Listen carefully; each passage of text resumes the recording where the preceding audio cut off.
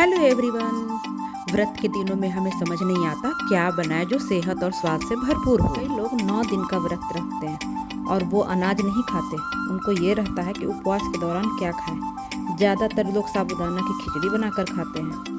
यदि आप कुछ अलग खाना चाहते हैं तो साबूदाना का चीला या टिक्की चाट ट्राई कर सकते हैं। यहाँ पर मैंने आधा कप साबूदाना लिया है जो करीब 50 ग्राम है और उसे करीब 3 से 4 घंटे के लिए भिगो कर रख दिए थे और फिर उसे छन्नी में छान कर आधा या 1 घंटा, आप चाहे तो ज़्यादा देर के लिए भी रख सकते हैं। फिर उसमें डालेंगे एक किसा हुआ आलू, आप चाहे तो लौकी का भी इस्तेमाल कर सकते हैं। उसके बाद फिर आप टेस्ट के अकॉर्डिंग ग्रीन चिली डाल लीजिए, धनिया पत्ती डाल लीजिए, साबुत जीरा डाल लीजिए, नमक डालिए, भुना और क्रश किया हुआ मखाना और मूंगफली, इसको भी हमने रोस्ट करके उसके छिलके उतार के क्रश कर लिया था।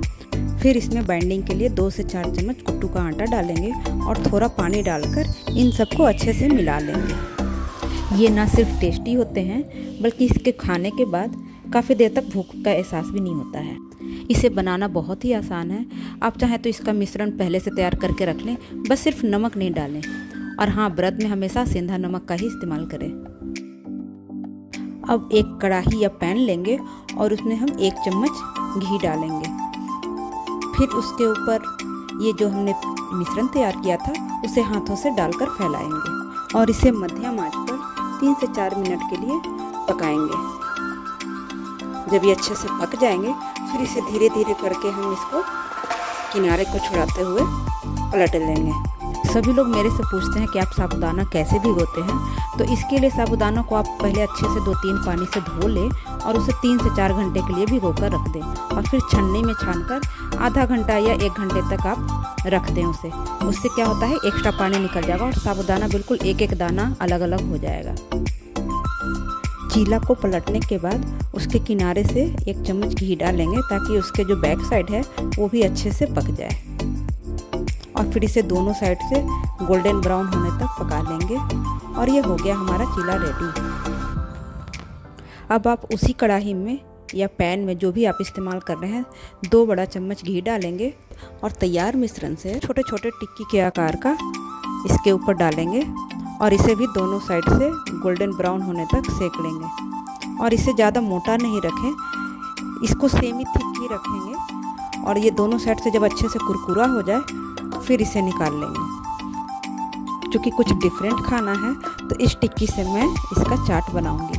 आप तो चाट में जो भी डालते हैं, मीठी चटनी, अनार के दाने, जो डालना चाहें आप डाल सकते हैं, पर मैं यहाँ अनार के दाने और मीठी चटनी नहीं डाल रही हूँ क्योंकि मुझे नहीं पसंद। तो आप ये डाल सकते हैं, कोई फ्रूट जैसे बनाना वगैरह हो वो भी आप डाल सकते हैं। अब टिक्की रेडी हो गया है। अब चाट बनाना है तो कुछ थोड़ा डिफरेंट तो करना होगा। तो अब हम इसी कढ़ाई में आधा चम्मच घी डाल करके इसमें साबुत जीरा डालेंगे और इसे हल्का सा रोस्ट कर लेंगे। जब ये भुन जाएगा फिर इसमें हम डालेंगे मूंगफली और थोड़े से मखाने और इन दोनों को अच्छे से भून लेंगे।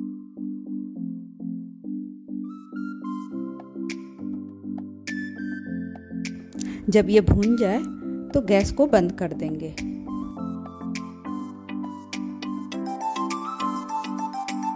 अब एक बोल में दही लेंगे और उसे अच्छे से फेंट लेंगे। फिर इसमें डालेंगे बारीक कटी हुई खीरा। इसे हमने अच्छे से छोटे छोटे टुकड़ों में काट लिया है और उसमें फिर डालेंगे हरी मिर्च, धनिया पत्ती और ये जो मखाने और मूंगफली हमने भुने थे वो और नमक, और इन सभी को अच्छे से मिला लेंगे। मैंने जो टिक्की तैयार की थी उसके मैंने छोटे छोटे टुकड़े कर दिए हैं और उसे एक प्लेट में डाल करके और ये जो मैंने दही वाला मिश्रण तैयार किया था उसके ऊपर हम डालेंगे। अब डालेंगे बारीक कटी हुई धनिया पत्ती, खीरा, आप चाहे तो टेस्ट के अकॉर्डिंग ग्रीन चिली भी डाल सकते हैं।